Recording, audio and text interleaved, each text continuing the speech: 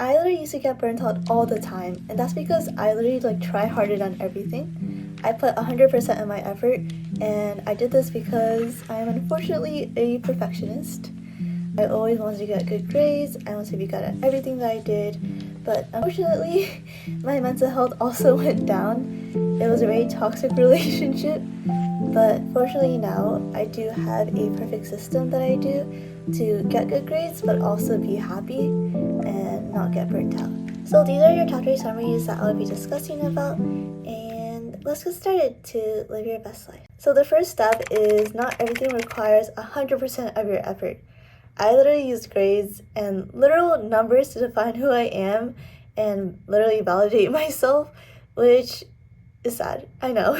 Your effort and time is worth money or value. I think one thing I really realized is that there are things where you can try very little on and still get really good results.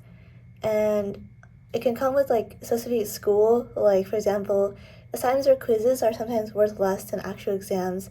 So you can try a little bit less and still get decent grades on it or okay grades and still get your A or whatever grade you wish to desire. For example, right now I'm taking 2 winter classes, which is of course really time consuming, but I realized that the grades I get doesn't even accumulate into my actual GPA because they're transfer classes. So as long as I get a C or higher, I will be okay. And I'm literally putting very minimal effort and I'm still maintaining an A. So you have to find kind of the right balance of putting the least amount of effort to still get the best result. The second step that I really recommend is if you're on calendar blocking, what are you doing? Calendar blocking has literally saved my life. I lived a really busy life and I am still living a busy life. So essentially calendar blocking, very simple. You literally block times in your calendar and state what you're going to do at that time. I literally use Apple Calendar and also Google Calendar, but you can also use a physical planner. So essentially with this, you can literally schedule out what you need to do in that registered time to not feel overwhelmed. But also it's nice because your brain isn't meant to retain your basic tasks and what you're supposed to do. You're supposed to kind of dump that into another outlet, which you can just kind of review and see what you need to do for the day. Specifically for work or school related, I do a Pomodoro timer in which I do a 25-minute workflow period and a 5 to 10-minute break and repeat the cycle over and over again until I kind of want to take an actual break. For people that like to work longer, they usually do 40 to 50 minutes. It's up to you. It's all preference. It's sometimes when you kind of step out of the workflow, it's very hard to get back into it. So I like to keep kind of the breaks a little short. Sure enough that you can give your brain a break, but also just enough where you can give yourself enough break. Third step is really romanticizing the heck out of your nighttime and morning routine. When you start the day, you should be enjoying your morning. You shouldn't be waking up and groaning and being like, oh my god, I have to do this, I have to do this, I have to do this. That is not how you should be living life.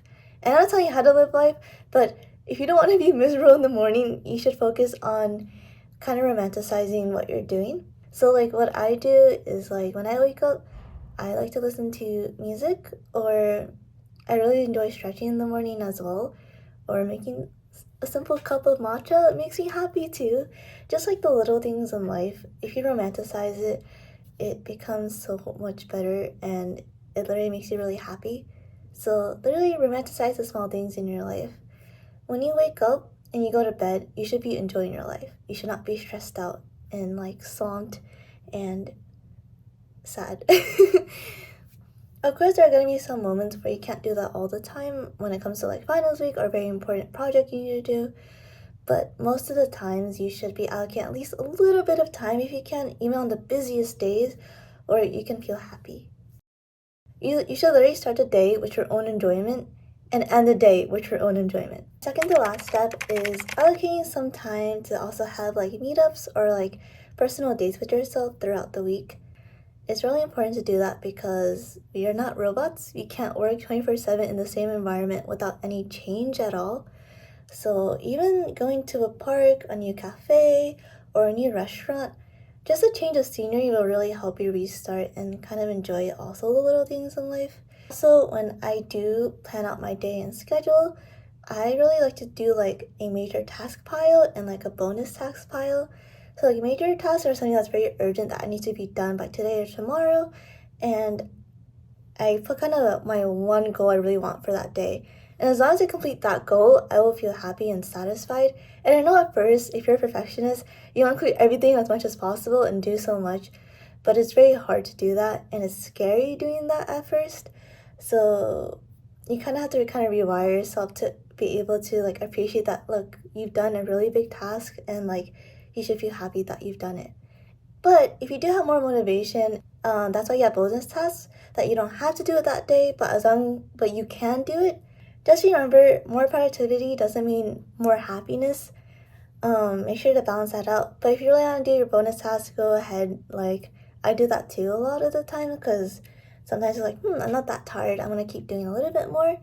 But the moment I'm exhausted, I will stop, and then I'll continue it tomorrow or I finish it later. Lastly, setting boundaries with yourself. I mentioned this in my last video about setting boundaries with others, but you also need to set boundaries with yourself. Like I said, you are not a machine at all. If we were, we would not be human. We have emotions, and I think it's really important that we understand that. So if you're really tired that day and you really can't do it, set boundaries with yourself. Tell yourself no. It's like right now I just need to take a break, a little breather, because that can really help a lot. If you push yourself too hard and you don't give yourself any breaks at all or any like source of like happiness or anything, you're gonna get burnt out and it's gonna be like a mess. Trust me, I know the pain. And I know it can be scary at first to try like letting go of some things that you can't work forever. We're just not built for that. I think the most important thing is know your balance. Really organize it. Organize your life and schedule into a day where you'll love it. The fact that you're also productive, putting the least amount of effort to get the highest result is what you want. Shout out, thank you guys so much for the love and support for the last video. I loved reading the comments, it definitely made my day, and I'm so glad to be helping for other people and helping you guys out as well as myself. I'm really grateful, but yeah. Anyway, make sure to like and subscribe if you haven't already, and join our lovely community to continue growing and living life.